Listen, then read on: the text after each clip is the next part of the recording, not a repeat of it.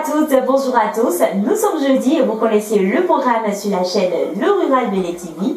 Que vous soyez donc tout nouveau sur la chaîne ou que vous soyez des habitués de ce programme, bienvenue à vous sur la minute de l'entrepreneur.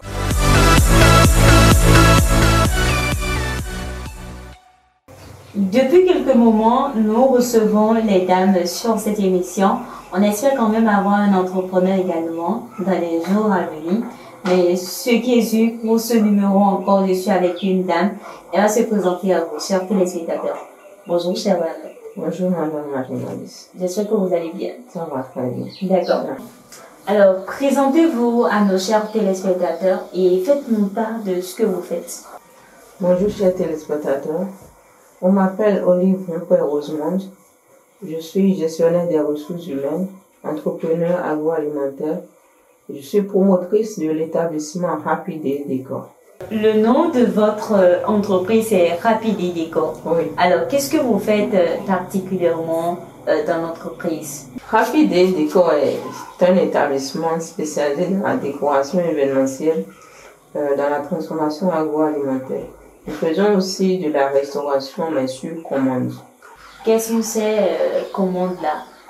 Nous avons commencé par la transformation agroalimentaire des chips de bananes parce qu'à un moment de notre vie, nous avons été en contact avec des personnes qui sont allergiques à tout ce qui est produits chimiques, à la farine de blé, à tout ce qui est gras.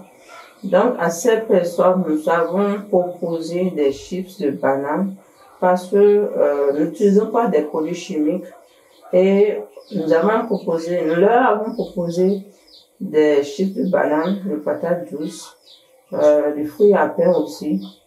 Et ça a été adopté par ces personnes-là. Donc, au fil du temps, nous avons voulu améliorer, surtout grâce à leurs suggestions, améliorer ce que nous faisons. Le besoin est venu de commencer par personnaliser les emballages que nous utilisons. C'est un besoin qui a été exprimé par nos clients. Donc, nous avons été formés en décoration événementielle. Donc, nous associons la décoration à la transformation pour pouvoir personnaliser les emballages de nos clients. Parlons de la transformation agroalimentaire. Quelle est son origine? À un moment de notre vie, nous avons été en contact avec des personnes qui sont sous régime, allergiques à tout ce qui est produits chimiques, tout ce qui est farine de blé, tout ce qui est gras. Nous avons été en contact avec des producteurs également qui se plaignaient des pertes post-récolte. Par la suite, nous avons rencontré des personnes handicapées, des femmes qui avaient un besoin de revenus. Donc, pour répondre à ces besoins, nous avons commencé par transformer la patate douce, la banane plantain, le fruit à pain en chips pour réduire les pertes post-récolte et satisfaire les personnes qui sont allergiques à tout ce qui est farine de blé, tout ce qui est produits chimiques, tout ce qui est gras. Et nous contribuons à l'autonomisation des personnes handicapées, des femmes, en les introduisant, en les impliquant dans la production. Alors, vous avez commencé la transformation agroalimentaire il y a combien d'années déjà? Nous avons commencé avec la transformation il y a environ 6 ans. 6 ans. Voilà. Wow. Et quelles sont vos expériences aujourd'hui dans le domaine? Il faut dire, au début, ce n'était pas professionnel. Par la suite, nous avons bénéficié des accompagnements, plusieurs accompagnements tels que bénéfice la GIZ, ce qui nous a permis de professionnaliser, de mieux gérer l'activité. Et il faut combien de temps après la transformation des chips pour que ça ne soit plus consommable? Nous n'utilisons pas de conservateur dans la production de nos chips. Nous veillons à la qualité de l'huile que nous utilisons. L'huile n'est pas utilisée 2 fois. Toutefois, les produits ont une date de péremption. Nous pouvons garder nos chips jusqu'à 6 mois. 6 mois au moins. Là, il faut aussi voir la température l'endroit de conservation pour que ça puisse tenir 6 mois. Comment est-ce que vous arrivez à faire des chiffres sur le marché béninois? Nous avons des chiffres de 500 francs, de 1000 francs, de 2000 francs, de 200 francs, de 100 francs, de 50 francs. Donc tout le monde s'y trouve dedans. C'est à la portée de tout le monde. Nous proposons des chiffres pour satisfaire tout le monde. Et aussi, nous adaptons nos emballages, quel que soit l'événement. La période des communions commence. Nous sommes en train de réfléchir pour personnaliser les emballages. Nous faisons aussi nos chiffres pour les fêtes de fin d'année, la Saint-Valentin, la Pâques, la fête des mères, la fête des pères aussi. Donc, nous sommes sur les événements tout au long de l'année. Avec la cherté de l'huile aujourd'hui, ça ne vous pose pas assez de problèmes dans la production? Avec la cherté de l'huile et la cherté de la banane aussi. Voilà, deux choses qui nous posent problème actuellement. La banane, c'est sur commande maintenant et le client aussi comprend que la banane est chère, mais ceux qui veulent, ils savent que c'est coûteux, ils arrivent à mettre les moyens qu'il faut. Sinon, c'est la patate douce que nous proposons majoritairement ces temps-ci. Ça n'a pas trop d'effet sur la quantité, mais nous essayons de voir. Tout le monde sait que tout est cher. Voilà. Donc, nous essayons de voir la quantité par rapport à la cherté de la vie. D'accord. Et si vous en profitiez pour nous parler des difficultés que vous rencontrez sur le long du processus de production, de transformation? Nos difficultés sont liées à la matière première, parce que nous commandons la matière première de loin, dans des régions reculées de la vallée, pour avoir la patate douce.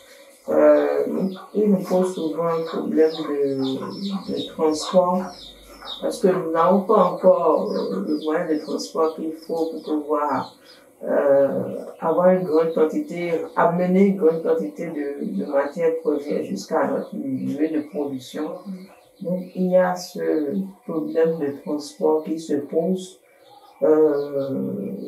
Actuellement la cherté et puis parfois le fruit à pain est rare, c'est difficile de le trouver. Il faut négocier avec les dames de marché pour en avoir.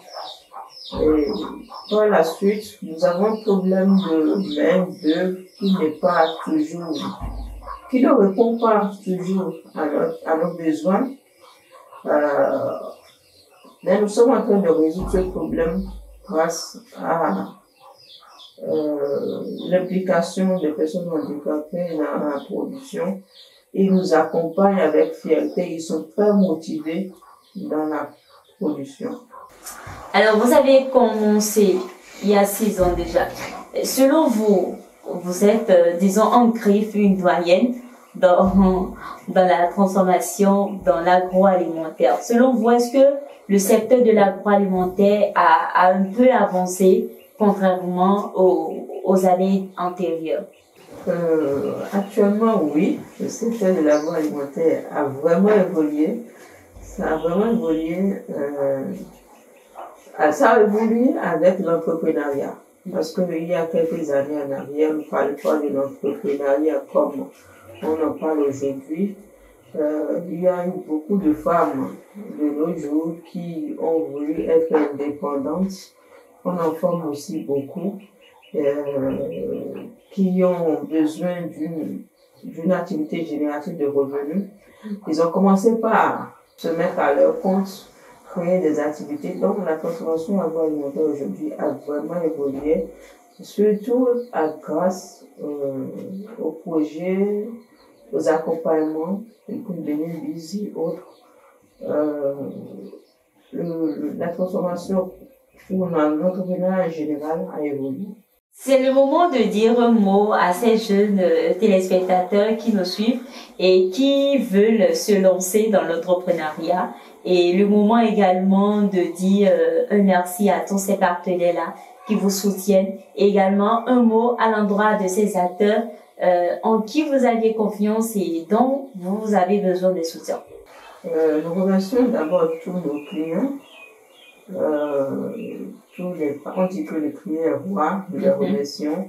Sans eux, nous ne sommes rien, parce que c'est la vente qui fait la force d'une entreprise. Nous remercions également tous ceux qui croient en nous, nos partenaires. À tous ceux qui veulent entreprendre aujourd'hui, je leur dirais que il faut pas se lancer parce qu'on a vu l'autre faire. Il faut des études préalables. Il ne s'agit pas d'étudier à l'université, non, mais se rapprocher, avoir un mentor, c'est le plus important. Il faut avoir quelqu'un qui nous guide dans le domaine qu'on a choisi. Parce que on voit l'autre faire, on ne sait pas, on ne comprend pas comment l'autre a commencé, quelles ont été ses difficultés. On essaie juste de se lancer dedans, mais finalement, ça ne marche pas, on gaspille de l'argent. On cherche des conseils pour évoluer dans son domaine. L'entrepreneur qui s'y connaît bien n'aura pas peur de la concurrence. Donc, il faut s'apprêter. Et je conseille vivement de choisir un domaine qui nous passionne. Ainsi marque la fin de cette émission. Merci à tous de nous avoir suivis. On se retrouve jeudi prochain pour une autre découverte. Bye bye!